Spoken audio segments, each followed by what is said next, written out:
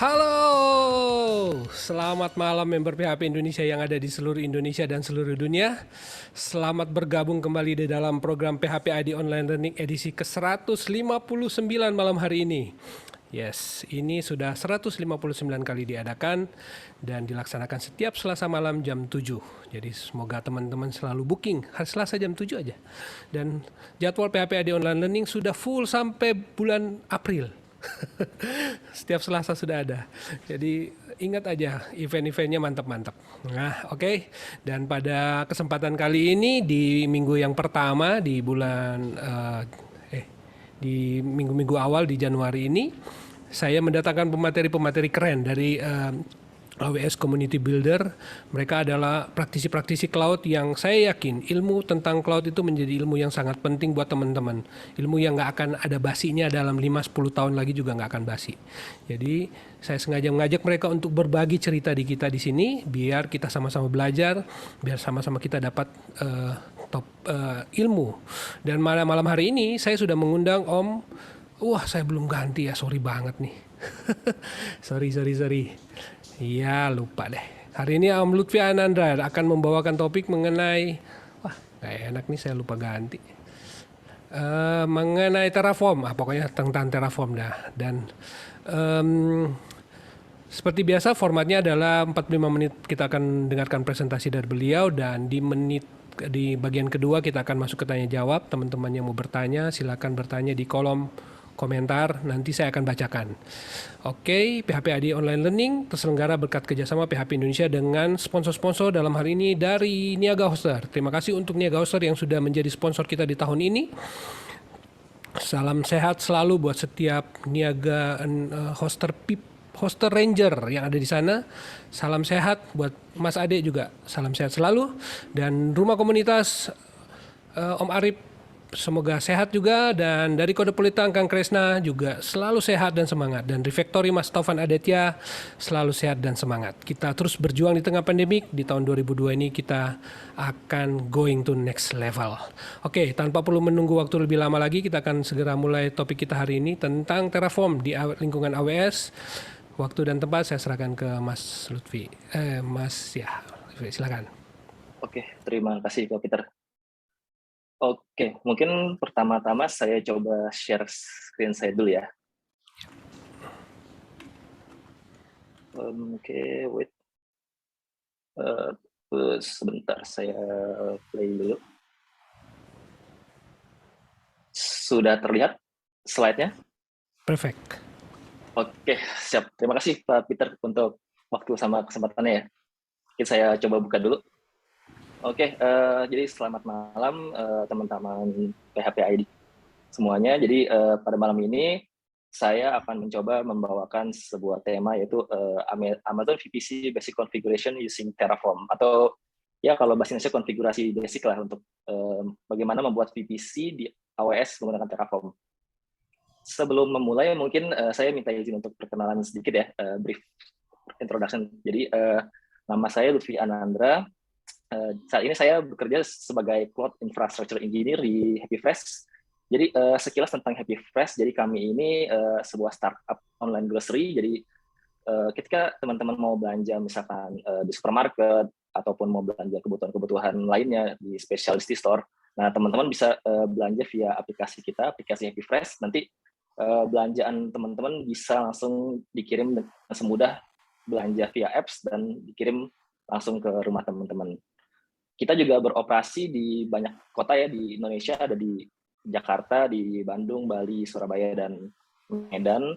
Nantinya akan ada beberapa kota-kota lain, dan juga kita juga ada di Malaysia dan Thailand. Mungkin kalau punya saudara atau punya teman-teman di negara tersebut, boleh juga informasin ke teman-teman atau keluarganya. Nah, selain itu sebagai main job saya di HappyFresh, saya juga terpilih sama seperti Pak Peter nih, sama Om Peter. Kita kepilih di AWS Community Builder di tahun lalu, di tahun 2021. Dan masih banyak sih teman-teman kita yang lain yang keren-keren dan jago-jago semua tentunya di Community Builder. Jadi ya kalau dibilang mas saya masih newbie lah dibanding sama Om Peter. Nah, terus ini ada sosial media saya. ya kalau di link, misalkan mau teman-teman mau reach ke saya juga banyak sosial medianya, jadi bisa di LinkedIn, di Lutfi Anandra, atau di GitHub saya itu ada Lanandra.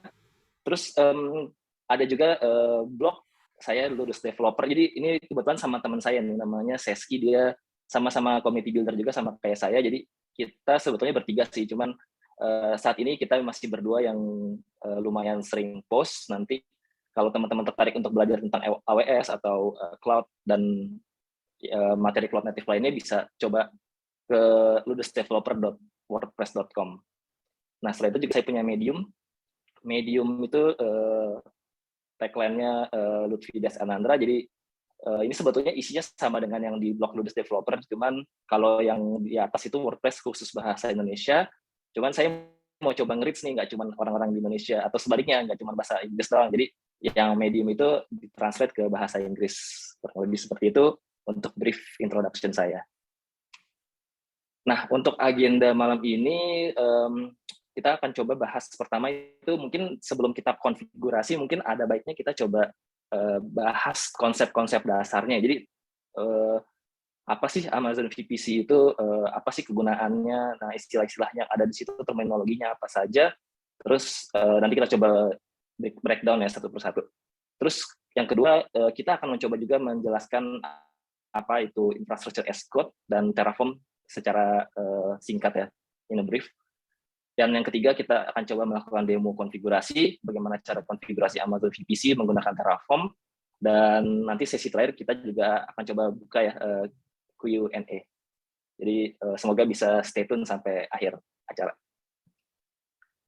Oke, tanpa panjang lebar, saya mungkin coba buka untuk ke materi pertama kita. Yang pertama adalah Amazon VPC Basic Concepts. Nah, sebetulnya apa sih Amazon VPC Basic Concept ini? Jadi kalau teman-teman mungkin pernah tahu data center kali ya bahasanya kalau di istilah zaman dulu atau di on-premises. Jadi bayangin aja kalau saya kebetulan generasi yang berawal dari on-premise, jadi masih ngerasain lah masuk ke data center, terus konfigurasi physical hardware kayak router atau switch ataupun firewall dan sebagainya, server juga. Nah, jadi bayangin teman-teman berada di data center yang ada di on-premise itu, tapi bedanya kita nggak maintain nih physical hardware-nya lagi, jadi kita udah tinggal main logic-logicnya aja, semua itu udah di manage secara managed service oleh AWS. Jadi kita misalkan mau bikin private network, mau bikin data center virtual, ataupun kayak mau konfigur subnet dan lain-lain, itu sudah dikonfigurasi secara managed service oleh AWS atau AWS. Nah, jadi bayangin aja apa Amazon VPC itu seperti itu. Nah, jadi itu yang pertama. Nah, jadi ini penjelasan dari dokumentasinya AWS ya, secara brief. Amazon Virtual Private Cloud enables you to launch AWS resources into a virtual network that you've defined. This virtual network closely resembles a traditional network that you operate in your own data center with the benefits of using the scalable infrastructure of AWS. Nah, jadi seperti yang saya coba gambarkan sebelumnya, ini benar-benar mainnya udah kita virtual nih, kita nggak perlu handle fisikalnya lagi, nanti semua sudah di-handle secara managed service oleh AWS. Dan keuntungannya apa? Kita pertama nggak perlu capex ya, kalau istilah di zaman dulu kan kita perlu capital, jadi beli modal, beli network, device kayak router, beli switch, firewall, servers, dan lain-lain. Jadi modelnya kan kalau cloud ini kita bisa pay as you go ya, atau mungkin kalau mau yang pakai reserve juga bisa, kayak bikin langganan secara setahun, bisa upfront atau bayar setengah juga di depan dan lain-lain. Nah, ini cukup mungkin yang kayak teman-teman mungkin berawal dari startup ataupun yang mungkin enterprise pengen coba-coba beranjak digital transformation ke cloud, ya cukup enak ya, karena nggak diwajibkan untuk punya physical. Jadi kita bisa pelan-pelan apa sih yang kita butuhkan. Nah, kita bisa mencoba sesuai apa yang kita butuhkan di AWS atau mungkin cloud yang lainnya. Nah, dan itu juga karena modelnya adalah kita menggunakan infrastruktur AWS, ini cukup scalable ya. Jadi kita kalau misalkan awalnya kita cuma punya server satu, itu cuma punya satu CPU, satu memori. Ternyata di kemudian hari aplikasi kita nih misalkan mau deploy containerized app pakai PHP misalkan, ternyata cuma butuh di awal satu CPU, satu memori. Ternyata semakin lama semakin banyak yang hit nih aplikasi kita, trafficnya semakin banyak. Nah itu cukup mudah ya kita untuk scalable-nya. Jadi kita cukup naikkan berapa CPU-nya, berapa memorinya, storage-nya, dan seterusnya. Seperti itu. Nah, yang berikutnya adalah VPC Basics. Jadi VPC Basic ini adalah yang pertama adalah dia ini virtual network dedicated to AWS account. Artinya apa? Jadi setiap orang secara default itu sudah ada VPC. Nggak terkecuali ya. Jadi kita misalkan baru bikin nih AWS account. Nah, ID kita itu secara otomatis sudah terbentuk nih VPC di setiap region. Terus yang kedua, ini logically isolated with other virtual networks in AWS Cloud. Artinya apa? Walaupun kita punya VPC, terus teman-teman lain mungkin punya beda account. Nah, mereka itu juga punya VPC, tapi secara default kita itu tidak terhubung karena ini logically isolated. Nah, mau menghubungkannya bagaimana? Nah, itu banyak sekali sih metodenya, tapi mungkin untuk secara detailnya tidak saya sebutkan di saat ini. Sebentar, saya back sebentar. Wait, kepencet. Oke, sorry ya. Tidak secara default tidak terhubung, tapi nanti kita akan dibutuhkan banyak sekali metode yang bisa digunakan. Misalkan contohnya salah satunya VPC peering, nah itu menghubungkan antara satu VPC dengan VPC lainnya. Nah, yang ketiga, untuk mendeskripsikan atau menspesifikasi IP address itu menggunakan CIDR ya. Jadi mungkin kalau teman-teman yang udah sering banget handle network, karena kan memang rata-rata layer basicnya dari sebuah infra biasanya 3 ya, compute, network, storage. Nah, jadi ini sebetulnya sama dengan konsep networking di on-premise pada umumnya, cuman kita pindahkan physical server kita atau physical network kita ke AWS. Jadi menggunakan metode yang sama, CIDR. Dan yang berikutnya adalah spans all the availability zones in the region. Jadi misalkan kalau teman-teman sering dengar istilah region kan di AWS, kayak kemarin nih baru aja launching region baru, Jakarta, episode is 3. Nah, jadi walaupun kita bikin satu VPC, itu VPC-nya bisa nge-span ke 3 EZ yang ada di Jakarta. Ataupun misalkan kita pakai region lain, misalkan di Singapura, itu VPC kita nge-span ke setiap availability zone itu memungkinkan seperti itu. Yang berikutnya adalah VPC Basic. Nah, ini mungkin saya mau coba coret-coret sedikit kali ya. Oke, saya gambarkan pakai draw line. Nah, jadi misalkan gini, kita punya AWS account, misalkan akun ID satu punya saya nih, nah akun ID yang kedua ini punya Pak Peter.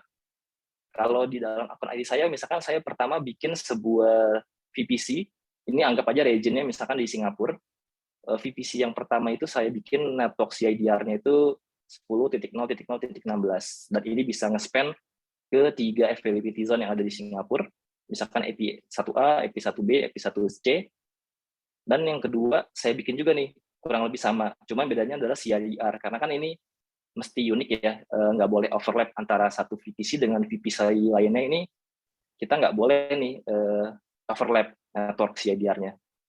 Nah, jadi pertama ini yang paling unik, dan ini secara default sudah ada di setiap region. Anggap kita sudah punya 2 VPC.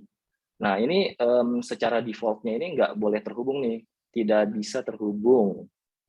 Tapi kalau memang perlu, ini bisa terhubung nantinya.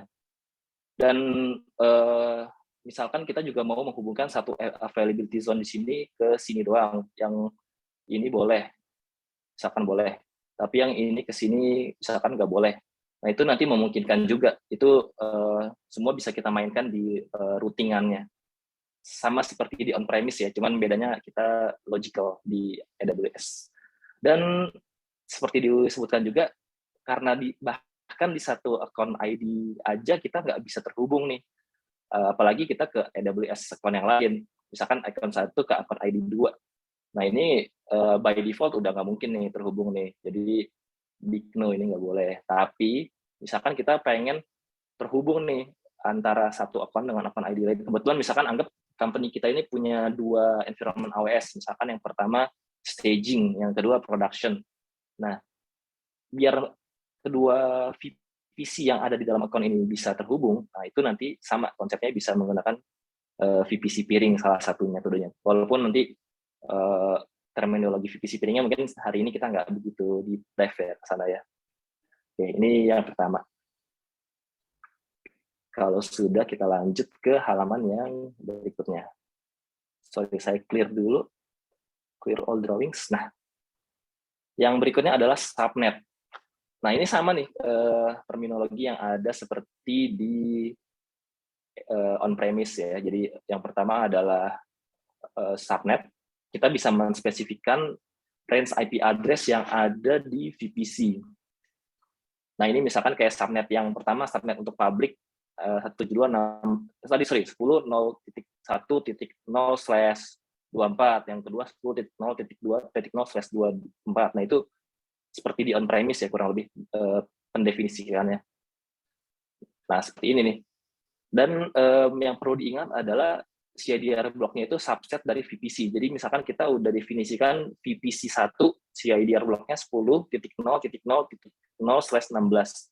Nah, subnetnya itu nggak boleh tuh di 172.16.0/16, karena kan dia nggak subset ya. Jadi kita harus bikin masih dalam subset si VPC CIDR. Jadi kalau misalkan bikin VPC CIDR 10.0.0/16 ya subnetnya misalkan contohnya 10.0.1.0.24 seperti tadi, masih dalam satu subset.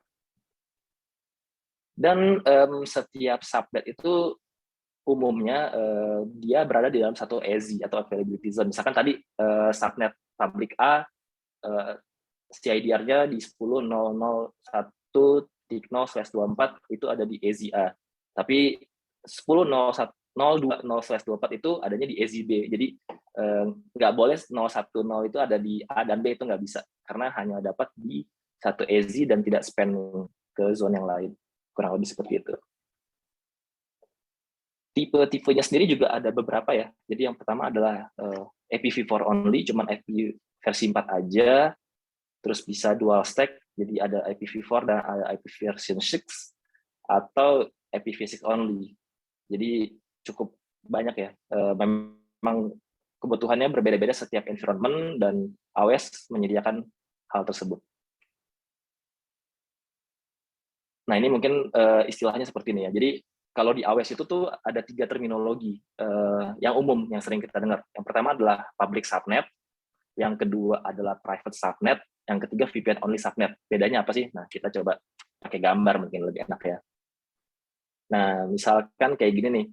Yang pertama adalah si public subnet yang ada di sini. Ini misalkan kita anggap dia sebagai public subnet yang di sini.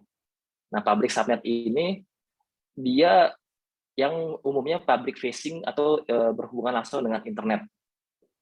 Nah, kalau private subnet, contohnya ini private nih, misalkan ini yang kedua adalah private subnet. Dan ini juga private subnet, tapi bedanya ini berhubungan dengan corporate network. Misalkan kita pengen menghubungkan antara on-premise dengan VPC di AWS. Nah, jadi anggap kita punya 3 terminologi. Yang pertama adalah public. Nah, public subnet ini yang public facing dengan internet.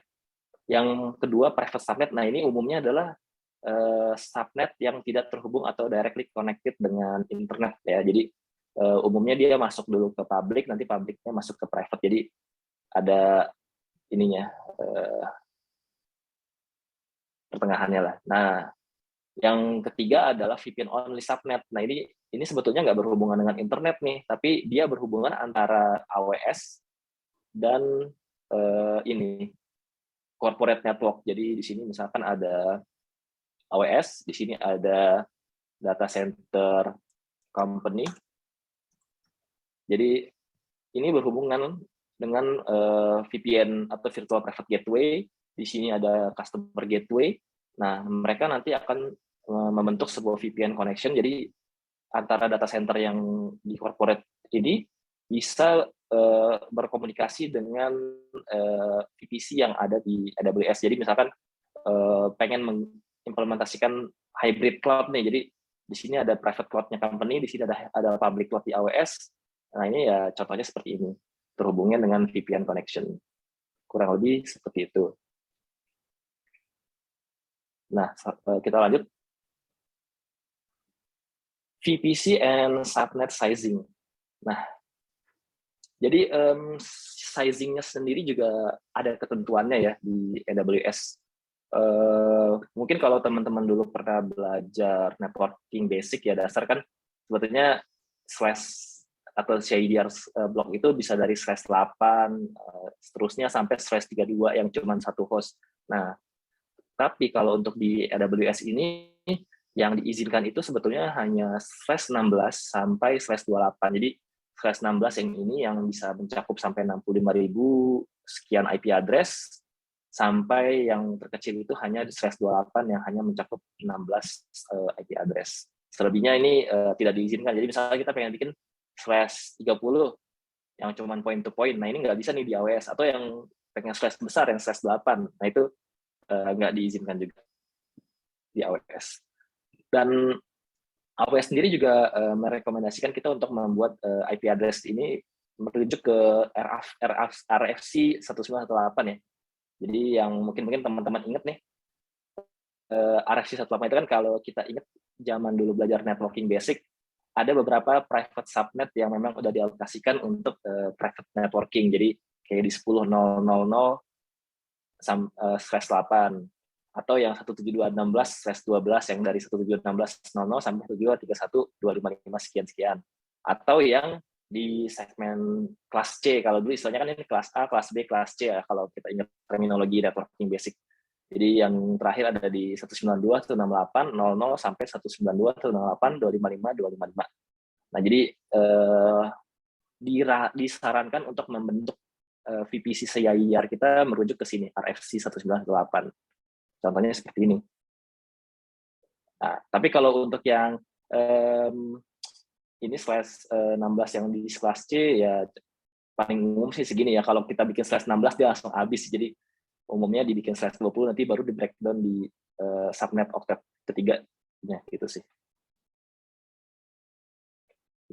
Ini source-nya. Nah, selain untuk sizing yang tadi itu terkait sizing kelasnya, private networking berdasarkan ke RFC, dan di sini juga ada beberapa ketentuan ya di AWS. Jadi AWS itu sudah memblok atau mereserve beberapa IP address di dalam subnet, itu nggak bisa kita gunakan. Kalau contohnya kan misalkan di terminologi networking basic itu kan kita pernah ingat namanya network address dan broadcast address ya. Nah, kebetulan ini sama nih terminologinya di AWS, ada network address, ada broadcast address, ada juga biasanya yang di paling depan atau di paling akhir ya kalau dua istilah tadi.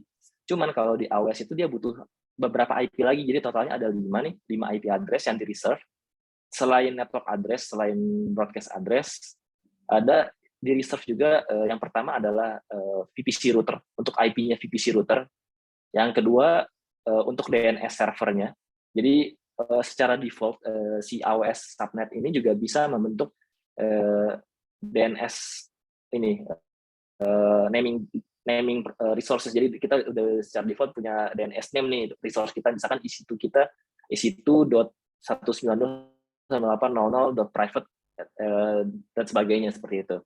Nah, selain 4 IP tadi yang terakhir adalah untuk reserve for future use. Jadi belum disebutkan secara eksplisit gunanya apa, cuman nanti mungkin untuk future use akan digunakan oleh AWS. Jadi misalkan teman-teman mau desain network, mungkin bisa diingat juga ya ketentuan ini.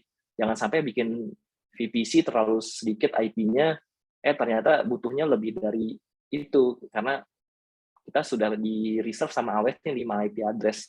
Jadi sebaiknya didesain agak lega, agak lebar, biar mencegah hal-hal seperti kekurangan IP seperti itu. Nah, sebetulnya kenapa sih kita perlu bikin VPC? Sebetulnya secara default itu AWS kan tadi di awal saya sudah sebutkan secara default sudah punya setiap akun ID sudah punya VPC masing-masing. Nah, itu sebutannya ini namanya default VPC. Jadi ketika kita membuat akun di atas tahun segini, nah ini saya tahun segini juga belum mainan AWS nih, saya masih berkecimpung di on premises. Nah, ini juga awalnya cuma support indoor nih isi2 VPC. Jadi sebetulnya dulu itu belum ada VPC, terus AWS bikin VPC. Ketika AWS akun ID baru dibuat sudah ada default VPC. Cuman kenapa sih kok kita nggak pakai default VPC aja ya? Banyak sih parameter atau faktor-faktor yang menentukan. Jadi kalau disebutkan kan default VPC itu suitable for getting started quickly and launching public instance such as blog or simple website. You can modify the component of your default VPC as needed. Jadi ya kalau mau cepat memang menggunakan default VPC dan ya itu beneran basic banget dan defaultnya adalah public facing VPC. Nah, tapi kita kan sewaktu-waktu pengen juga ada beberapa ketentuan mungkin kalau di sebuah company atau mungkin kalau startupnya sudah mulai besar nggak pengen cuman ada public subnetnya juga. Jadi kita butuh juga nih private subnet dan kebutuhannya bermacam-macam. Mungkin juga yang private subnetnya cuma buat database dan nggak boleh langsung diakses dari public. Nah, itu makanya kita perlu membuat sebuah VPC. Jadi dinamakan non-default VPC. Jadi kita bisa menentukan sendiri CIDR block length-nya, subnet size-nya. Jadi kita butuh berapa besar sih subnetting-nya, terus butuh berapa banyak VPC, itu semua kita bisa custom dengan menggunakan non-default VPC yang akan kita coba buat malam ini. Oke, sebetulnya networking components-nya itu bermacam-macam, cuman untuk agenda malam ini saya nggak bahas semua, jadi mengingat juga waktunya kita kan hanya terbatas. Oke, saya coba breakdown yang inti-intinya aja atau yang mungkin yang akan kita gunakan di malam ini. Nah, yang pertama itu ada Internet Gateway dan Egress Only Internet Gateways. Nah, ini Internet Gateways itu kalau tadi di gambar yang di depan kan ada untuk public subnet ya. Nah, ini yang menghubungkan antara public subnet dengan internet. Dia menggunakan Internet Gateway. Jadi istilah Internet Gateways ini melekat sama public subnet. Jadi ketika kita butuh internet dari public subnet, koneksi ke internet, gunakanlah ini. Atau kalau mau menggunakan IP version 6, gunakanlah ini, Egress Only Internet Gateways. Setelah itu Carrier Gateways. Nah, ini biasanya terhubung ke, kalau nggak salah itu 5G networking. Cuman saya sendiri nggak begitu deep dive di sini, jadi hanya tahu konsep dasarnya aja ya. Nah, yang kedua, selain Internet Gateways, ini yang mungkin paling sering juga kita dengar nih di on-premise network nih, NAT Gateways atau Network Address Translation. Nah, jadi ketika private network itu butuh akses ke internet kan yang umum di on-premise kita butuh NAT ya, bisa di router ataupun bisa di firewall ataupun perangkat-perangkat network lainnya. Di AWS pun sama konsepnya, kita menggunakan NAT, Network Address Translation, sehingga private network itu bisa terhubung ke internet. Cuman bedanya kalau di AWS kita punya dua metode nih. Yang pertama adalah menggunakan NAT gateways, yang kedua menggunakan NAT instance. Bedanya di mana? Yang ini managed service, jadi kita nggak perlu setup servernya, istilahnya nggak perlu setup routernya lah kalau di on-premise. Jadi langsung jadi out of the box, kita langsung pakai. Nah, bedanya kalau NAT instance, kita setup dulu isi itu instance-nya, terus resource-nya kita harus perhatikan, cukup nggak nih untuk menghandle traffic sekian, bandwidth-nya sekian. Jadi kekurangannya ada, kelebihannya ada. Yang pasti kelebihannya kalau NAT gateways flexibility, cuman berbanding lurus dengan cost, karena ini lebih mahal. Tapi kalau NAT instance berbanding lurus dengan harga, karena harganya murah, ini kompleksitasnya meningkat ya, jadi kita harus setup dulu dari scratch, instance-nya, servernya, dan lain-lainnya, seperti itu. Nah, yang berikutnya adalah, selain yang tadi itu, kita juga ada istilahnya DHCP options. Jadi secara default di AWS itu sudah memungkinkan untuk melakukan dynamic host configuration protocol, atau kita bisa dapat IP address secara dynamic. via DHCP server. Jadi di dalam VPC dan subnetnya tadi itu udah defaultnya udah ada DHCP. Jadi kita nggak perlu setup IP satu-satu statik, jadi cukup memudahkan. Nah, selain itu juga udah ada DNS support yang tadi disebutkan. Kita secara default sudah bisa dapat domain name di dalam VPC dan subnet, dan setiap resource pun biasanya punya DNS naming sendiri-sendiri juga. Umumnya seperti itu kalau kita enable. Tapi DHCP dan DNS ini bisa juga kalau nggak butuh bisa di disable. Cuman kalau itu mungkin hal-hal tertentu aja ya. Kalau saya pribadi sih saya cukup terbantu dengan ini karena kita nggak perlu setup dari scratch DHCP dan DNS, jadi udah memudahkan kita. Nah, yang terakhir adalah prefix list. Ini mungkin kalau di istilahnya di on-premise sama ya, kita bisa bikin prefix IP-IP yang kita mau masukin ke root kita. Nah, ini kita bisa bikin prefix list. Cuman kalau untuk malam ini kita nggak akan deep dive bahas ke sini. Jadi kita mungkin nggak terlalu jauh ke sini. Nah, selanjutnya adalah root table. Jadi seperti di network di on-premise juga, sama nih, kalau kita dulu setup router kan kita biasanya ada routing table-nya ya. Nah, di AWS juga ada routing table-nya. Cuman root table-nya ini cukup apa ya, cukup mudah lah untuk dipahami. Dan nggak terlalu banyak konfigurasi yang perlu diutak-atik. Nah, jadi beberapa konsep dari root table itu, yang pertama, setiap VPC dia itu pasti akan punya main root table. Artinya apa? Ini yang akan menjadi routing table utama. Seperti apa gambarannya mungkin nanti akan lebih clear kalau kita melakukan demo. Jadi lebih jelas apa sih bedanya. Nah, selain main root table, kita juga bisa membuat custom root table. Jadi ini lebih fleksibel ya. Jadi kalau main root table itu yang langsung out of the box terbentuk ketika kita buat VPC atau subnet. Nah, kalau kita butuh custom configuration, kita bisa membuat custom root table. Destination sama ya, jadi kalau di on-premise kan kalau dulu kita misalkan mau routing dari subnet 1 ke subnet 2, kita tentuin nih arahnya kemana, next hop-nya kemana, nah itu pakai destination tujuannya. Nah, targetnya itu next hop-nya. Seperti itu. Nah, selanjutnya di dalam root table yang ada di AWS, kita juga ada namanya association. Jadi secara default sebetulnya nggak ada association antara subnet dan root table-nya. Tapi kalau mau lebih spesifik penggunaannya itu bisa menggunakan root table association. Jadi kita bisa explicitly associate root table dengan subnet. Nah, yang ini terakhir adalah subnet root table. Ya kurang lebih sama dengan root table yang di atas ya. Dan local root. Jadi secara default juga misalkan kita misalkan membuat VPC dengan CIDR itu 10.0.0.0/16. Secara default sudah terbentuk juga local root ke CIDR block itu. Jadi mau dia subnetnya dimanapun dia udah punya local root-nya. Jadi dia udah kenal, oh ini memang root yang ada di dalam satu VPC seperti itu. Yang berikutnya adalah security di dalam VPC. Nah, ini sebetulnya masih berhubungan juga dengan EC2, kalau teman-teman mungkin pernah menggunakan AWS. Jadi, yang pertama adalah security groups, dan yang kedua adalah network access control list atau SCL. Bedanya apa sih? Nah, sebetulnya basic-basicnya seperti ini. Security group itu operating di instance level, kalau NACL itu di subnet level. Jadi identiknya sih kalau security group itu identik dengan instance, ya, di associate-nya ke instance. Misalkan kita punya EC2 nanti di associate ke security group. Nah, kalau ACL ini di associate-nya bukan ke EC2 tapi lebih ke subnet-nya atau di dalam VPC-nya.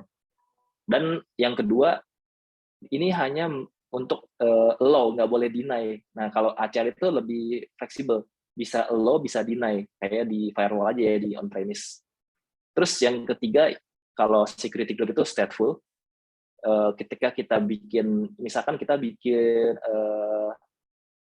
satu inbound rules dari luar ke security group A. Nah, ketika kita mau bikin rule balikannya itu nggak perlu juga, karena biasanya defaultnya udah ada outbound rules-nya. Tapi kalau stateless, misalkan kita bikin routing dari satu private subnet A ke private subnet B. Nah, itu ketika udah di-allow di ACL yang subnet A, kita harus allow juga di ACL subnet B. Jadi kita mesti bikin traffic return-nya. Nah, nanti kita coba diskusi juga lebih detail penggunaan dan konfigurasi dari ini, kedua security group. Tapi mungkin kalau ACL untuk hari ini kita nggak akan deep dive sih. Ini juga bedanya kalau security group, dia evaluasi dulu semua rules yang ada sebelum mendesain mau dilewatin atau enggak.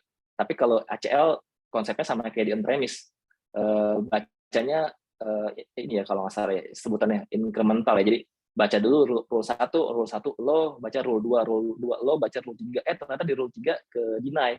Akhirnya nggak jadi rawat tuh si traffic tadi. Seperti itu sih. Nah, kalau yang terakhir, security group itu apply ke instance ketika memang dia di-specify ke instance-nya. Kalau nggak di-specify, misalkan gini, contohnya dia punya EC2A dan EC2B. EC2A di-associate ke security group A. EC2B nggak di-associate ke security group B. Ke security group A. Jadi ya nggak terasosiat. Jadi eksplisit.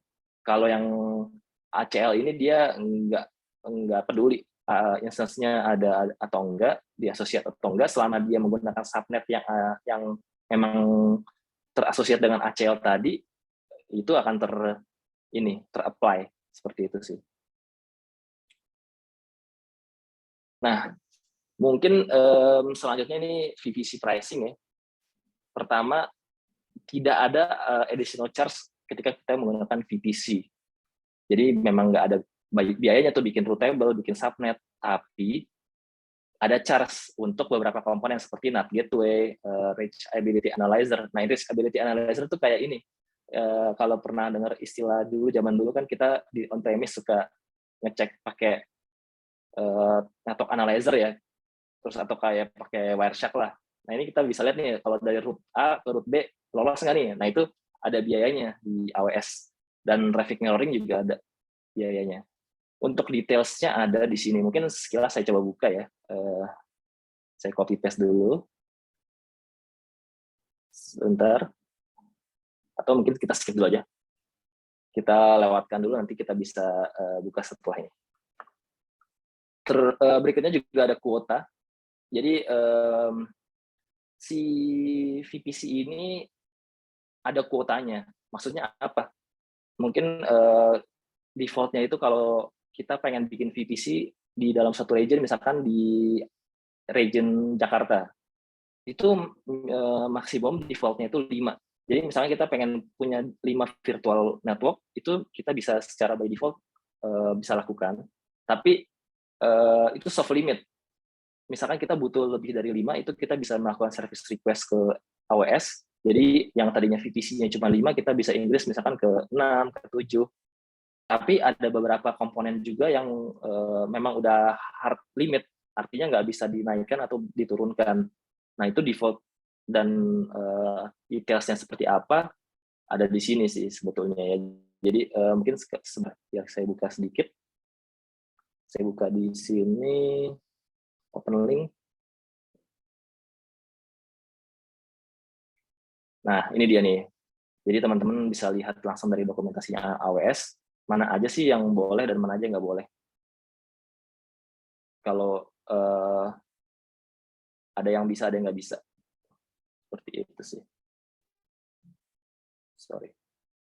Nah, ini dia nih, subnet VPC juga maksimum cuma 200. Apakah adjustable? Nah, ini hard limit atau soft limitnya itu di sini lihatnya.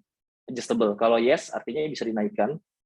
Dan kalau mau lihat detail berapa maksimum limitnya, kalau nggak salah ada di sini ya, komen kalau nggak salah. Oh, ini dia nih, you can have 100. Jadi maksimum VPC 100 tuh di region. Dan lain-lain nih, DNS, gateway, dan lain-lain. Oke. Sekilas ini tentang VPC kuota. Dan untuk pricing mungkin saya coba gambarin dikit juga. Jadi untuk detail pricing bisa lihat di sini. Nah, net gateway itu berapa sih bayarnya?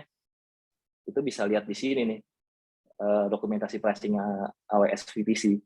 Ternyata net gateway itu per jamnya segini. Tapi jangan lupa selain harga per jam ada juga price data proses. Kalau kita semakin banyak menggunakan data, semakin besar juga biaya yang kita pakai. Untuk example-nya juga bisa lihat di sini. Seperti itu. Oke, saya balik lagi ke slide dulu ya. Sebentar, play. Oke.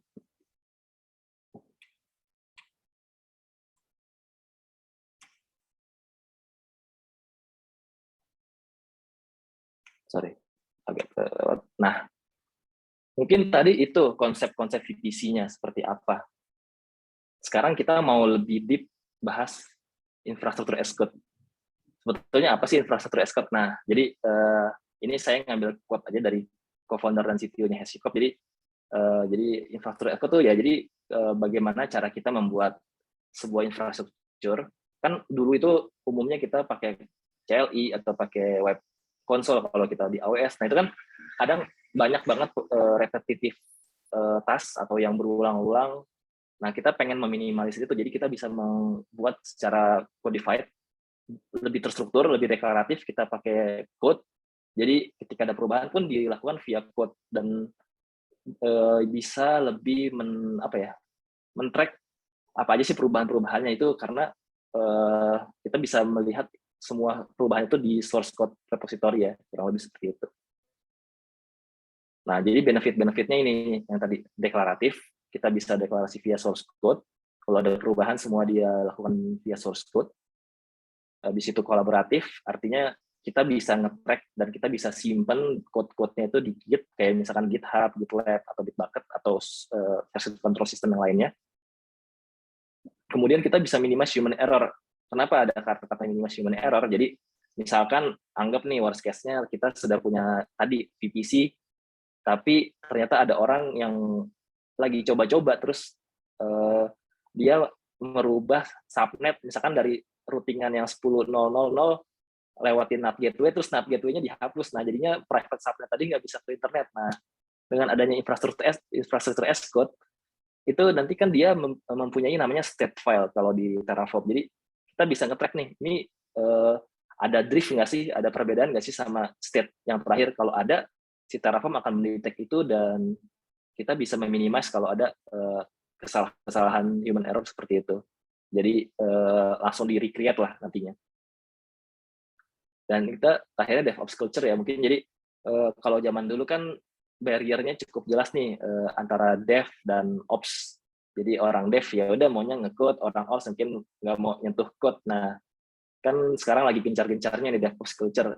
Ya termasuk mungkin kayak saya sendiri, saya background-nya mungkin berawal dari sistem dan network engineer, tapi ke belakang mau belajar juga sih, sampai sekarang juga masih belajar bagaimana sih nge-code yang baik, karena udah lama banget kan nge-code. Jadi dengan adanya infrastruktur as code ini makin menghilangkan silo-silo yang ada di dev dan ops gitu.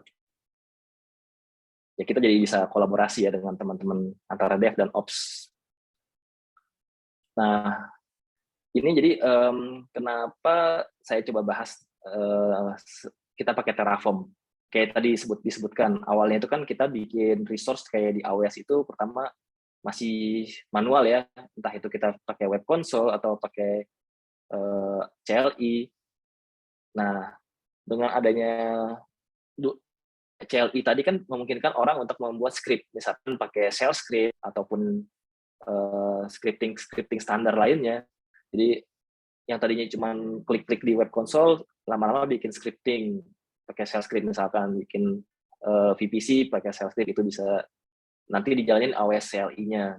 Yang dijalankan back-end-nya sebenarnya AWS CLI-nya. Cuman itu juga mungkin masih kurang kurang meet dengan requirement yang dibutuhkan. Dengan adanya infrastruktur as code, jadi kan kita punya satu ibaratnya satu library yang sama antara teman-teman yang ada di tim infra ataupun yang ada di dev.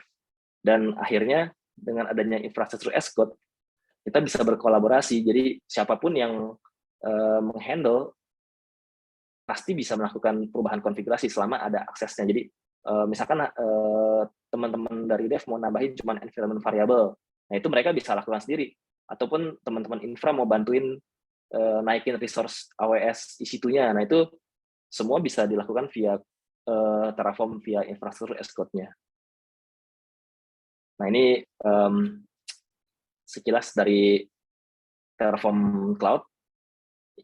Kenapa saya menggunakan Terraform Cloud? Jadi sebetulnya default-nya itu Terraform cuma command line base. Anggap kita punya banyak tim, punya banyak dev, punya banyak teman-teman infra. Kalau kita lakuin satu-satu, CLI itu step-nya itu disimpan di masing-masing notebook ya, laptop.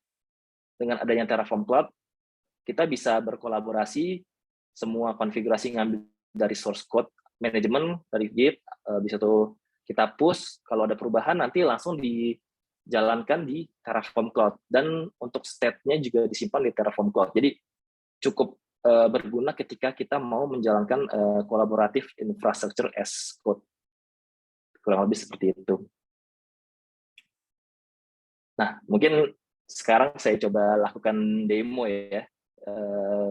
Daripada tadi kan cukup banyak teori dan konsep, mungkin sudah terlalu banyak basa-basi, mendingan sekarang kita coba bahas secara prakteknya. Jadi kita lihat bagaimana sih melakukan konfigurasi menggunakan infrastruktur as code.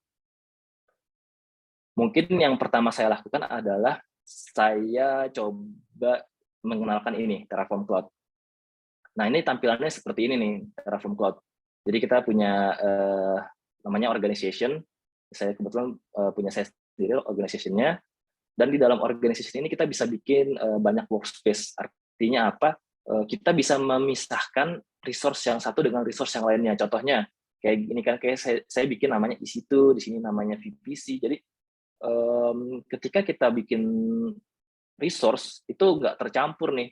Mana sih yang resource EC2, mana sih yang isinya untuk network, mana yang IAM, itu semua bisa dipisahkan via workspace. Nah, kebetulan saya udah bikin dua workspace, namanya PHP ID EC2 demo, yang ini, dan yang kedua PHP ID VPC demo. Sebetulnya bikinnya itu simple banget, cuman ngeklik aja workspace di sini, terus kita mau pakai metode yang mana nih. Tapi yang paling common, yang paling sering digunakan yang ini, version control workflow, itu dia mengambil dari source code repository atau dari version control system. Nah, kebetulan untuk demo, ini saya pakainya GitLab. Tapi banyak banget sih pilihannya. Nggak cuma GitLab, ada GitHub, ada Bitbucket, atau Azure DevOps. Jadi, silahkan menggunakan mana provider version control yang teman-teman paling familiar atau yang paling nyaman digunakan. Nah, kalau udah, pilihlah repositorinya tadi, Pilihlah repositori yang digunakan. Nah, nanti ini akan, kalau udah dikonekin, dia akan muncul nih nama-nama repo yang ada di GitLab. Kalau contohnya, kalau saya pakai GitLab, tinggal sesuaikan aja yang mana, baru nanti terbentuk konfigurasinya. Nah, konfigurasinya itu seperti ini ya. Kebetulan udah jadi, cuman yang mau saya gambarkan kayak gini aja nih, setting-settingnya. Misalkan namanya apa, terus execution-nya apa. Kalau execution itu bisa dilakukan di local Mac, atau di local notebook, atau dilakukan via remote di Terraform Cloud. Tapi kalau mau mendukung kolaboratif IAC kayak tadi, disarankan sih pakainya yang remote, jadi semua dilakukan di Terraform Cloud-nya. Metodenya juga macam-macam nih, apakah langsung auto apply atau manual apply. Jadi kalau auto itu nggak pakai konfirmasi dulu, tiba-tiba resource-nya jadi aja. Nah, kalau saya lebih senang pakai manual apply nih, kita nge-plan dulu, kita lihat sesuai nggak sih sama yang kita mau. Kalau udah, baru kita jalankan. Nah, ini Terraform version-nya bisa dilihat di sini. Working directory-nya juga bisa di-set nih. Nih, contohnya ini kan saya bikin EC2 APSS1. Terus habis itu kalau saya buka yang PHP VPC, di sini dia ini ya, working directory-nya beda nih. Jadi kebetulan saya pakai metodenya masih monorepo untuk yang demo ini. Ada satu repo doang, dan di dalam repo ini saya bikin banyak folder. Contohnya yang pertama tadi EC2 APSS1, VPC APSS1.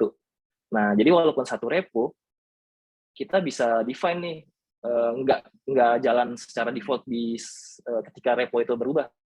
Jadi perubahan atau aplikasinya itu cuman terjadi ketika ada perubahan di working directory yang ini atau perubahan di working directory yang ini. Jadi walaupun kita misalkan ngerubah di sini nih di EC2-nya, yang di VPC ini nggak akan ada interaksi nih, nggak berubah apapun. Nah, dan apalagi kalau ternyata nanti teman-teman udah punya banyak service, udah punya banyak resource, dan udah nggak pakai single atau monorepo, itu juga memungkinkan untuk menggunakan distributed ya. Jadi reponya banyak, apalagi kalau udah mainan microservices. Nah, jadi di sini udah bisa berubah-berubah nih repository yang dipakai. Kebetulan saya hanya untuk keperluan demo, jadi saya bikinnya monorepo.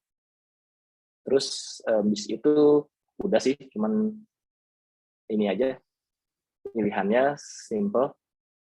Terus ini user interface aja sih. Ini kalau ini yang versi terbaru udah bisa pakai struktur run output, jadi tampilkannya ini lebih enak dipandang mata. Kalau ini CLI based, tapi CLI-nya dilempar ke front end-nya web.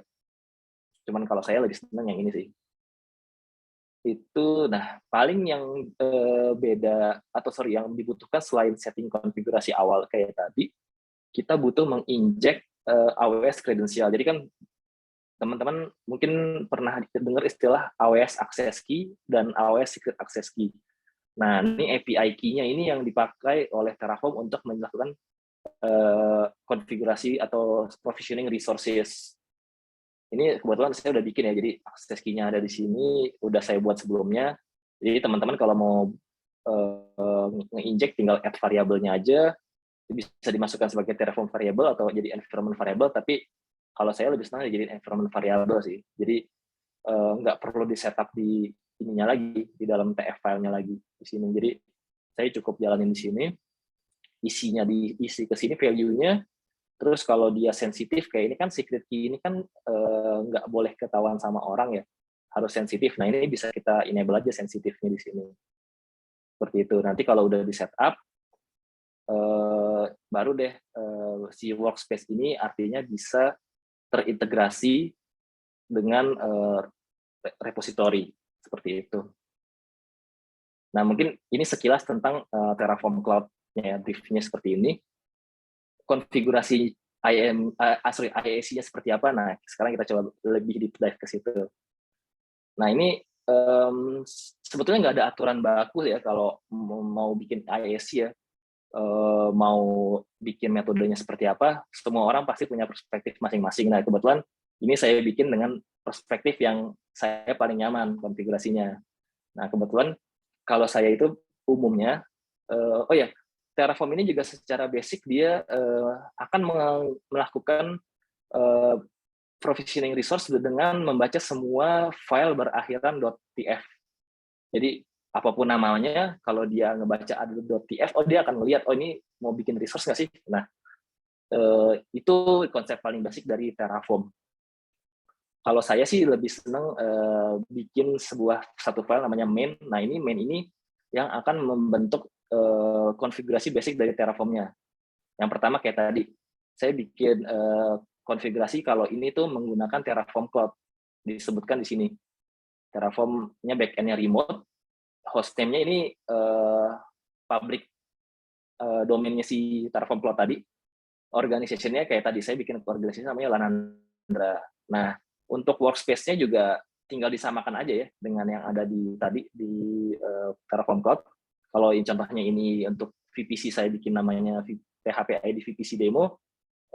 Kalau untuk yang EC2 saya bikin PHP ID EC2 demo. Jadi ya kurang lebih sama dengan yang ada di sini namanya. Saya samakan persis gitu.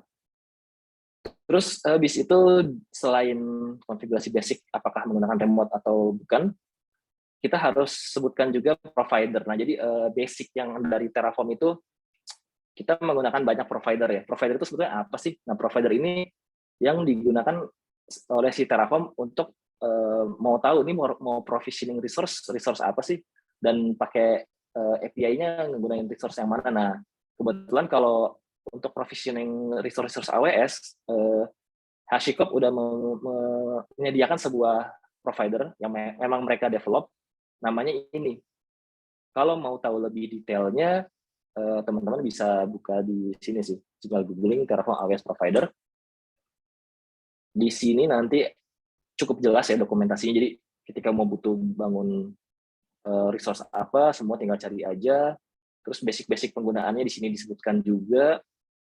Terus versi-versinya yang terakhir di berapa, ini semua cukup detail, cukup jelas, tinggal nge-refer ke sini aja. Nah, kalau saya kebetulan di saat saya membuat demo ini, saya lagi pakai versi yang ini nih. Saya nggak tahu deh, ini masih sama nggak ya terakhir? Oh, masih sama nih, latest version. Nah, ini saya juga bikin lazy constraint sih. Jadi selama 371 ini kalau ada minor patch yang lebih tinggi, dia bisa otomatis naik sendiri. Nah, untuk versionnya sendiri, saya juga menggunakan versi ini. Ini nge-refer dari yang ini. Di PHP ID, misalkan workspace-nya, tadi kan disebutkan ada namanya Terraform version. Nah, ini kita juga bisa bikin constraint nih. Ini cuma boleh jalan di atas version sekian.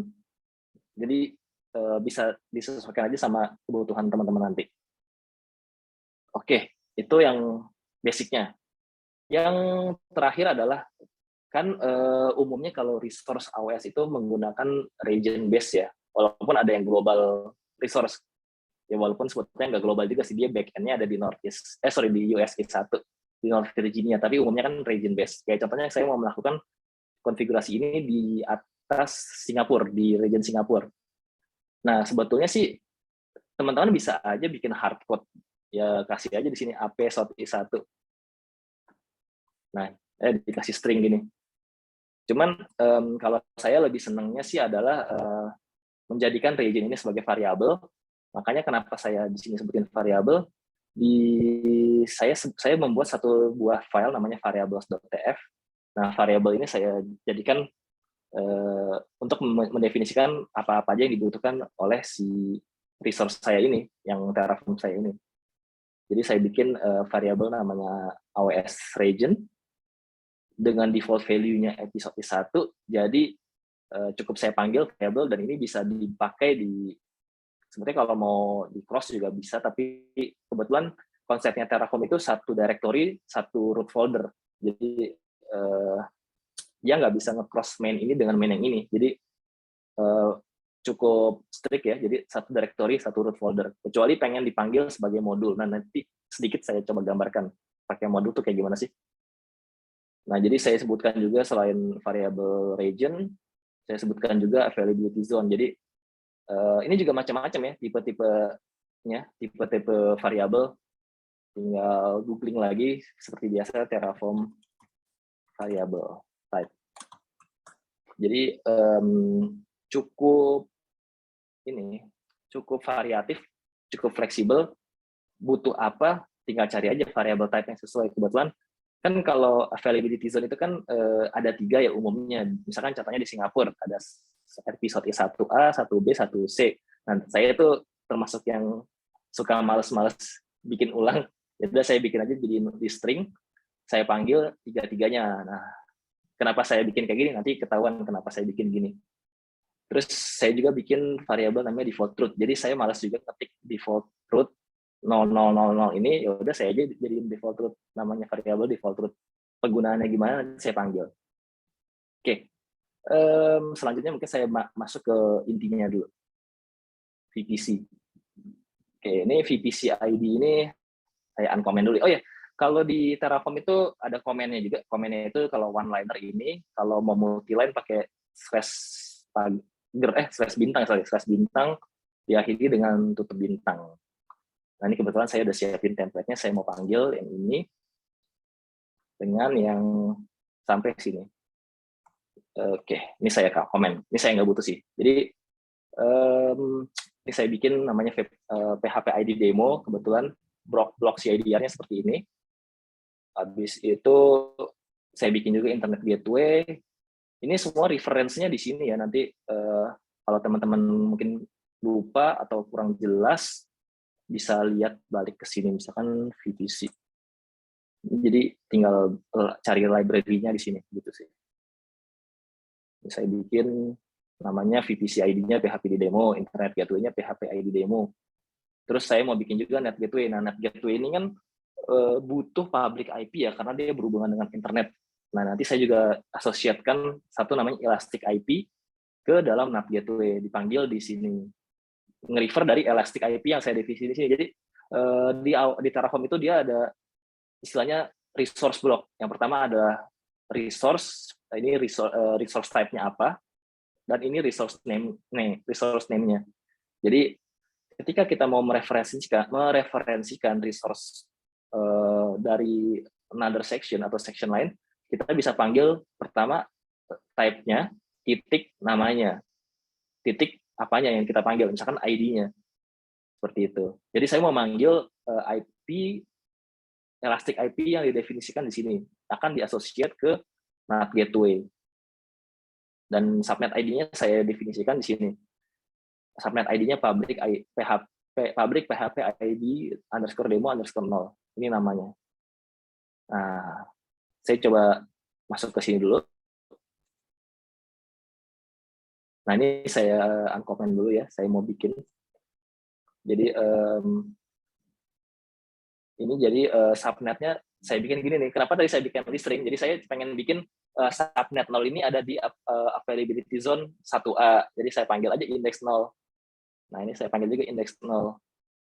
Terus VPC-nya dipanggil juga VPC ID yang ini, VPC PHP ID demo. Nah, ini dia VPC ID-nya kan tadi kan namanya gini, AWS VPC PHP ID _demo. Seperti itu. Kurang lebih singkatnya seperti itu. Saya juga definisikan CIDR blocknya. Ini sebetulnya bisa dibikin pakai function juga. Cuman untuk demo ini saya hardcode aja. Nah, ini jadi saya bikin public subnet, bikin private subnet. Nah, ini routingannya nih, routing table. Nah, terus tadi kan saya juga sempat singgung ada namanya variable default route ya.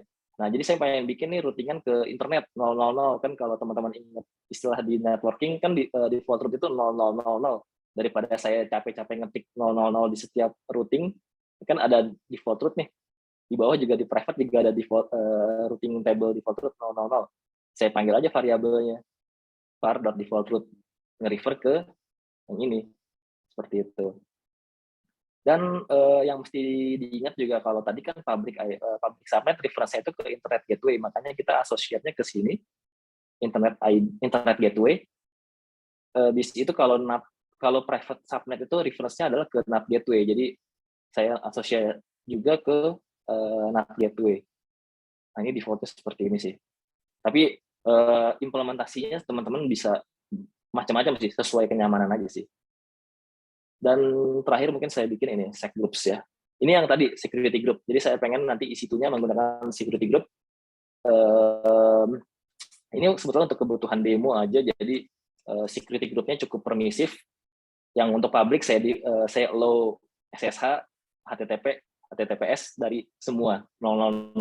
Nah, kalau yang private sama, cuman bedanya nanti saya allow sini nih 5432 untuk Postgre, tapi cuman boleh dari ini 10.100/20. Sebetulnya 10.100/16 ya kalau dari secara VPC-nya. Cuman ini saya bikin /20 nge-refer ke subnet yang ada di sini. Kan /22 nih. Cuman kalau nanti sewaktu-waktu mau dibikin yang public subnet satunya lagi yang di 0 yang di 1 atau yang di sini. Jadi kita bisa summarize juga di CIDR blocknya. Jadi menyesuaikan aja sih, mau sejauh mana permisifnya dan se-strict apa permisifnya juga. Nah, ini untuk egress. Oh ya, kalau ingress itu untuk inbound, kalau egress itu untuk outbound. Jadi secara default saya mengalokasikan security group ini untuk melewati ke default ke semua protokol dan semua port dan ke semua IP. Ini berlaku untuk yang private dan public.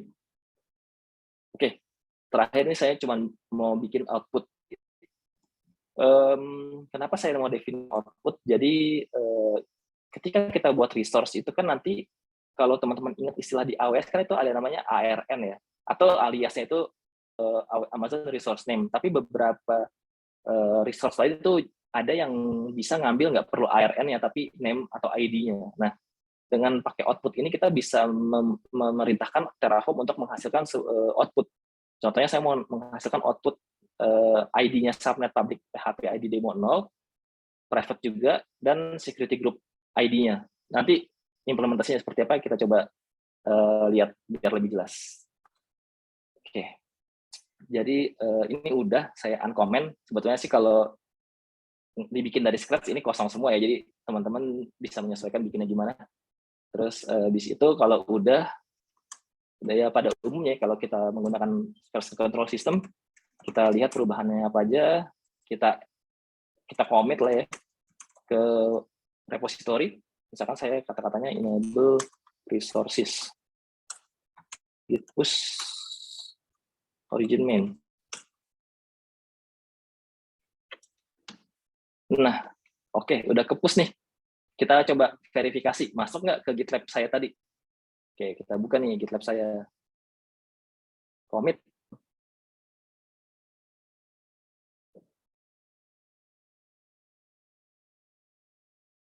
Oke, ternyata masuk ya, benar hari ini 11 Januari 2022 dengan message yang sama, enable resources. Expected-nya adalah kita akan melihat ada perubahan di workspace yang VPC, karena kita cuman melakukan perubahan di sini, bukan di sini. Karena kan tadi kita udah bedakan workspace ini untuk VPC, yang ini untuk EC2. Kita lihat, oh ternyata benar nih, ketika ada perubahan di repository, yang ininya juga ada melakukan run configuration. Nah ini kebacanya a few seconds ago. Terus kita bisa verifikasi juga apa sih yang kita buat. Oh ternyata benar, kita mau bikin Elastic IP nih. Elastic IP-nya untuk digunakan NAT. Namanya sama nih, NAT PHP ID demo. Terus kita mau bikin internet gateway, dan seterusnya. Dan kita juga mau bikin output. Nah, outputnya ini kan benar ya, tadi kita punya 4 output untuk subnet ID, untuk private dan public, dan security group ID, yang private dan public juga. Kalau kita rasa ini semua udah sesuai, kita bisa lakukan confirm. Misalkan enable VPC resource, ya, komennya. Ini bebas sih, nggak diisi juga boleh. Nah, ini selanjutnya Terraform akan melakukan applying. Kita selanjutnya adalah menunggu sampai semua resource-nya terbentuk. Oke. Sambil ini terbentuk, saya mau konfirmasi dulu nih ke Pak Peter. Masih berapa waktu lagi ya Pak Peter waktunya? Waktunya udah lewat, tapi kalau memang lama demonya mungkin sambil tanya jawab atau gimana? Ya, saya setuju. Mungkin sambil ini dibuat resource-nya, boleh nggak kita lakukan Q&A bisa paralel gitu ya, Pak? Boleh. Boleh ya? Oke, kalau gitu boleh. Saya minta screen close dulu sebentar karena ada break untuk pesan-pesan sponsor. Oke, saya unshare dulu ya. Oke, teman-teman. Sambil kita menunggu proses deploy yang masih berlangsung, ada beberapa pesan yang mau lewat sambil Om Lutfi istirahat turun minum.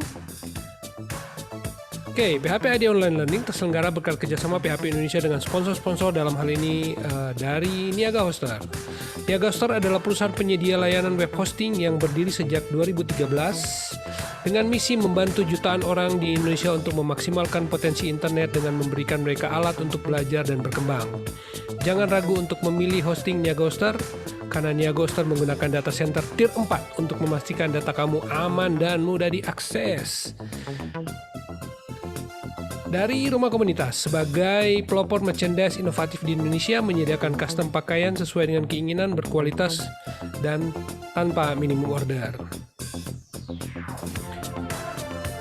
Dari Kodepolitan, mana nih Kodepolitan? Nah, Kodepolitan adalah platform belajar pemrograman secara online berbahasa Indonesia yang dikembangkan khusus untuk membantu generasi muda belajar dan berlatih pemrograman agar kompetitif di era industri 4.0. Dan terakhir, Refactory. Mana nih Refactory ya? Wah, menghilang nih Refactory. Oke, Refactory adalah perusahaan teknologi informasi yang berkomitmen untuk memberdayakan masyarakat dengan mengenalkan mereka terhadap dunia programan, karena Indonesia adalah negeri besar dengan potensi sumber daya digital yang dapat berkontribusi dalam transformasi digital dunia. Oke, dan kita akan masuk ke sesi tanya jawab sambil nunggu proses deployment. Ada 2 pertanyaan aja yang akan kita bacakan hari ini dari Om Denny Julianto. Izin bertanya, apakah bisa VPC di-create user sebagai router cloud di instance? 1. Ada 3 pertanyaannya nih. Gimana tuh Mas Boleh Pak, Rizky? boleh. Saya sih berapa aja boleh asal jangan susah-susah Pak. Hah? Kalau saya berapa aja boleh asal jangan susah-susah. Oh, sorry, nggak kedengaran. Sorry, saya Sorry, kecil. ada Iya benar. suara. Gimana? Oh iya, Gimana? sorry saya. Iya, kalau saya mau pertanyaannya berapa aja boleh asalkan jangan susah-susah ya. Kalau susah saya nanti nggak bisa jawab. Nah, kalau pertanyaan ini bisa dijawab nggak? VPC di-create use sebagai router cloud di instance. Ya, itu jawabannya betul banget. Sebenarnya terminologinya jangan disebutkan router cloud ya, tapi sebagai a whole data center sih Pak. Jadi anggap aja kita punya data center di on-premise, kita pengen bikin data center itu kan nggak cuma router ya, jadi ada mungkin networking device kayak router atau switch ataupun yang lain, terus ada security device kayak firewall atau macam-macam load balancer dan lain-lain, terus abis itu ada servers. Nah itu anggap aja VPC itu seperti itu, data center dipindahin dari on-prem ke cloud. Memang tadi saya menyimak topiknya itu, wah ini mah DevOps banget nih. Orang networking jadi belajar programming nih. Iya betul. Wah, luar biasa. Nah, yang kedua dari masih dari Om Denny, VPC bisa dikoneksi antar instance. Jatuhnya mungkin kita bisa menghubungkan instance yang ada di dalam satu VPC ke instance yang ada di VPC lain. Jadi terminologinya jadi EC2 itu kan yang modern EC2 itu udah di dalam VPC. Jadi ketika udah di dalam VPC, ketika mau menghubungkan antara satu VPC dengan VPC lain itu memungkinkan sih Pak. Alright. Pertanyaan ketiga, di pricing jika aktifkan AWS budget apakah ada kelemahan? Nggak ada sih, justru kita menyarankan ketika kita mau mendeploy resource di AWS, apapun itu resource-nya, mau networking, mau compute, atau storage, ataupun banyak lah yang nggak ada habisnya itu, kita memang sebaiknya dibikin budget, terutama mungkin kalau kayak kita ya yang mau coba-coba, itu cukup membantu. Kita, udah pemakaian sebulan sekian, jadi kita punya trigger alert-nya sih. Oke, mudah-mudahan menjawab ya Om Denny Julianto. Dan Ya. pertanyaan terakhir dari Ananda Yunika, izin bertanya, kalau misalkan ada kesalahan saat membuat kodenya, tadi infonya ada state terakhir, itu model versioningnya atau seperti rollback? Maksudnya kita bisa kembali ke state terakhir sebelum ada perubahan? Ya, betul. Mungkin sekilas kalau saya sebutkan, misalkan anggap di Terraform tadi, yang Terraform Cloud, itu kan ada nanti saya coba screen share lagi, itu Oke, silakan. ada namanya, saya coba screen share ya Pak ya, jadi lebih terlihat. Oke, wait. Kebetulan juga di background ini sudah selesai sih, 14 resource applies finish, jadi sudah selesai. Nah, jadi di Terraform Cloud ini ada namanya stage. Di dalam stage ini kita, ini dia defaultnya nih 4 minutes ago, jadi kelihatan berapa lama yang lalu kita deploy. Ini kelihatan nih subnet ID-nya. Anggap nanti dia ada yang merubah, misalkan mana ya IP-nya ya, jangan sampai ada sensitif data nih, security group. Nah, anggap gini deh, dia bikin default root yang salah. Tadi 000, dia jadinya 100. Kan di state file ini dia sudah di state di destination itu 000 ya. Ternyata ada yang ngerubah pakai web console, terus salah ketik, salah pencet, jadi 100. Karena dia ada drift antara yang di Terraform state dengan yang di web console, Terraform tuh bisa ngedetect ketika melakukan plan berikutnya, ini nggak sesuai nih sama state kita terakhir. Ketika di-play, dia bisa mengembalikan ke posisi semula yang mengembalikan kesalahan konfigurasi tadi. Seperti itu sih, Pak. Oke, lanjut aja terus. Kalau memang masih ada yang mau dijelasin, sudah habis pertanyaannya soalnya. Silakan. Noted. Ya, oke. Berarti ini jadi saya cuma mau menjelaskan aja sedikit. Jadi di background kan sudah selesai enable resource-nya. Kita mau verifikasinya cukup mudah, masuk aja ke AWS kita, ke konsol, masuk ke misalkan ke VPC nih.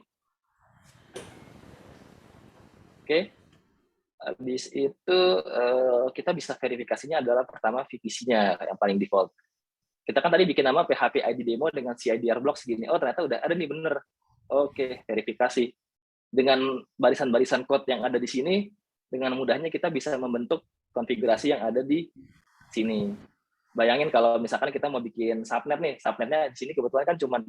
Enak ya kita kalau mau pakai web, tinggal create aja. Tapi kalau ada ratusan atau ribuan subnet kan tebal juga tuh. Nah, kalau kita pakai ini, kita bisa copy paste, ya banyak manipulasi lah, kayak kita bikin code. Mungkin kalau teman-teman PHP kan juga banyak tuh main manipulasi code, ya enak banget kita pakai ISC ini, deploy-nya juga pakai code. Terus kalau ada perubahan, bisa dicek drift-nya dan sebagainya. Ya gitu sih, enak banget pakai ISC. Kalau menurut saya, saran saya sih, teman-teman yang entah itu sudah belajar atau baru belajar ataupun mungkin udah berjalan juga beberapa production resource-nya di AWS, mungkin kalau memang belum pakai ISC, saya sarankan sih pakai ISC ya. Jadi kita cukup terbantu dengan ketika provisioning ataupun ketika ada perubahan atau ada misconfig, semua bisa di trace dari state file-nya Terraform tadi sih, gitu sih Pak. Oke. Ini, oh ya tadi sebetulnya saya di background juga ngejalanin sebuah commit lagi, saya bikin EC2. Nah ini jadi tadi saya cuma mau jelasin sedikit. Jadi selain manipulasi pakai data tadi, kita misalkan contohnya saya tadi di sini bikin resource dan menjalankan output. Nah, kan output ini subnet ID ini bisa variabelnya bisa berubah-berubah value-nya. Anggap kita pengen deploy EC2 di atas subnet ini, subnet ID ini. Nah, itu bisa juga kita ambil data itu. Nah, jadi kita reference-nya di Terraform pakai command ini, data Terraform state. Kita ngambil workspace yang tadi, PHP ID VPC demo. Nah, jadi si workspace yang ini, EC2 ini, bisa ngambil data dari sini. Asalkan kita sudah meng-allow di dalam di dalam ini. Nah, kita bisa sharing ke sini, workspace yang PHP ID EC2 demo. Jadi kita misalkan mau bikin EC2 private dengan subnet ID yang tadi, yang ada di private subnet. Kita tinggal panggil aja datanya, data Terraform state VPC ini, outputs-nya ngambil dari yang security, private PHP ID demo. Jadi secara otomatis kita cukup mendefinisikan pakai data-data ini, value-nya itu kita bisa buktikan seperti ini. Isi itu di isi itu.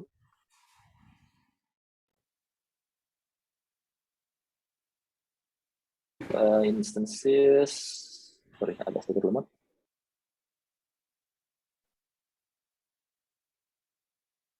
Saya belum apply ya.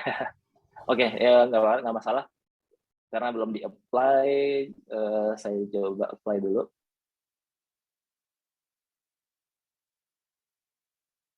Git commit.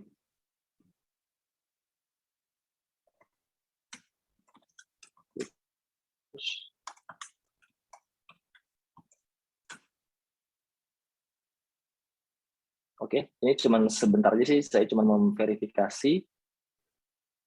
Nah, saya coba commit enable EC2, sudah masuk commitnya. Harusnya di sini juga sudah muncul ya planning-nya. Jadi semudah itu juga membuat compute-nya, membuat EC2-nya. Tinggal definisikan mau bikin EC2 tipe apa nih. Nah, itu kita bisa mainin di sini juga nih variabelnya. Misalkan saya mau bikin EC2 dengan tipe T3 micro, storage-nya 10. Ini semua bisa di-define pakai variabel dan kita bisa pakai ini modular. Jadi misalkan kita punya banyak template nih. Misalkan saya mau bikin Ubuntu, ternyata saya mau bikinnya pakai Red Hat atau mau pakai Amazon Linux. Kita tinggal definisikan modulnya, nanti di atas di root folder ini kita tinggal panggil modulnya, source-nya dari mana.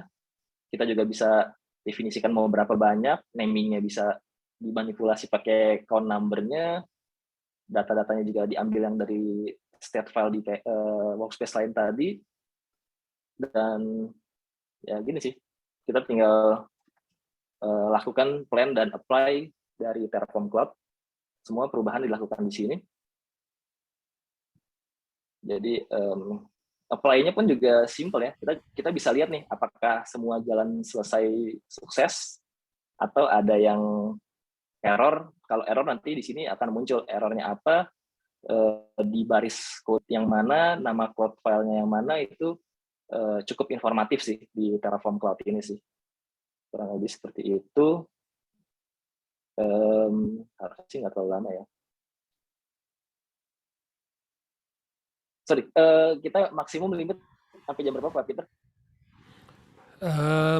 Sudah lewat sih sebenarnya. Sudah, sorry. Jadi kelewatan waktunya nih. Oke. Jadi jadi tadi saya kan manggil di situ dengan network yang subnet ID yang di workspace-nya VPC ya. Sebentar saya panggil sedikit. Nah, ini kan subnet ID private itu kan subnet yang belakangnya 3DC0. Nah, kita bisa verifikasi benar nggak sih dia manggil yang subnet ID itu. Nah, ini benar yang 3DC0. Jadi, dengan mendefinisikan via code, dia juga bisa membaca output dari hasil konfigurasi di Terraform Cloud yang lain sih. Jadi, cukup fleksibel ya menggunakan Terraform. Kalau dari saya sih paling untuk malam ini sih Pak. Jadi ya, kalau yang saya bisa share kesimpulan malam ini ya mungkin saya menjelaskan konsep-konsep VPC-nya seperti apa, Terraform atau IAC itu seperti apa, dan contoh konfigurasinya seperti ini. Mungkin saya bisa share juga kali ya source code yang dipakai di demo malam ini. Boleh. Oke, kalau teman-teman tertarik bisa saya kasih share di chat-nya deh. Kalau tertarik untuk melihat source code-nya, bisa nge-refer ke sini. Saya coba type ke chat. Sorry, chat-nya itu di mana ya tadi? Zoom.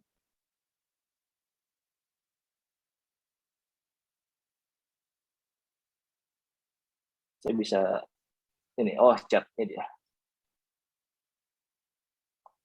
Oke, di situ juga ada slide-nya sih. Jadi silahkan aja kalau mau coba lihat. Itu sih Pak, mungkin waktu dan tempat saya kembalikan lagi sih ke Pak Peter ya. Saya stop sharing lagi. Alright, oke. Waktunya agak panjang hari ini, tapi it's okay. Semoga ini memberi semacam inspirasi buat teman-teman. Tapi sebelum kita tutup, mungkin Om Lutfi ada motivasi atau kesimpulan terhadap topik kita hari ini sebelum kita masuk ke bagian terakhir. Silakan. Oke, kalau saya sih, ya kesimpulannya mungkin kayak saya nih, saya mau berbagi pengalaman aja. Saya yang berawal background-nya dari network dan sistem engineer, tapi seiring berjalan waktu kan teknologi itu berkembang terus ya, apalagi kita di IT nggak bisa monoton gitu ya. Jadi dengan adanya teknologi baru nih kayak cloud native, jadi kita jangan terlalu strict mengkotak-kotakan diri kita, kita maunya network aja nih, kita nggak mau belajar code, nggak mau belajar lain. Nah, jadi saya sih mau motivasi untuk teman-teman yang mungkin belum coba-coba belajar networking as code atau infrastruktur as code ataupun cloud, semoga bisa coba ikut belajar sih. Dan forum-forumnya banyak banget yang udah disediakan. Itu sih Pak. Wonderful. Nah, ini kesempatan buat teman-teman yang dulu galau mungkin pingin jadi programmer tapi nyasarnya ke networking. Nah, belajar cloud ini adalah kesempatan teman-teman untuk menggabungkan keduanya. Ngerti tentang networking, ngerti tentang topologi dan sebagainya, juga bisa programming dong. Oke, terima kasih untuk Om Lutfi yang sudah berbagi cerita dengan kita. Selamat, semangat. Terima kasih salam juga, sehat selalu. Salam Luar juga. biasa Maaf ya, topik kita hari ini. lewat waktunya. Gak apa-apa. Yang penting teman-teman jadi terinspirasi, jadi bingung mungkin gak apa-apa. Yang penting lihat aja source code-nya, nanti juga akan ngerti dengan sendirinya. Baik, dengan demikian berakhir sudah PHP ID Online Learning kita pada malam hari ini. Terima kasih untuk Om Lutfi, dan sebagai pengumuman teman-teman, kita nanti akan ketemu dengan PHP IDO. Belum diganti juga. Saya lupa lagi nih. Ke 100 berapa nih? 60. Kita akan ketemu dengan Om Denny Julianto yang nanya tadi minggu depan dengan topik on-premise versus cloud. Terus di Selasa minggu depan jam 7 malam. Spesial terima kasih untuk Om Irfan Maulana dan Om Luri Darmawan yang sudah mendukung program ini. Salam sehat untuk mereka dan teman-teman yang mau mengakses pembelajaran PHP ID Online Learning dari 1 sampai dengan 159 bisa berkunjung ke learning.byphp.id. Silakan ketik topik AWS untuk mendapatkan topik-topik yang terkait dengan AWS. Dan PHP ID Online Learning masih membuka donasi buat teman-teman yang mau berpartisipasi melalui donasi receh menggunakan traktir.id. Silakan teman-teman scan atau berkunjung ke traktir.id/phpid. Ya, teman-teman bisa berdonasi di sana menggunakan e-wallet teman-teman. Baik, dengan demikian berakhir sudah PHP ID Online Learning kita. Terima kasih Om Lutfi. Thank you Pak Peter. Akan ketemu lagi, semoga sehat selalu.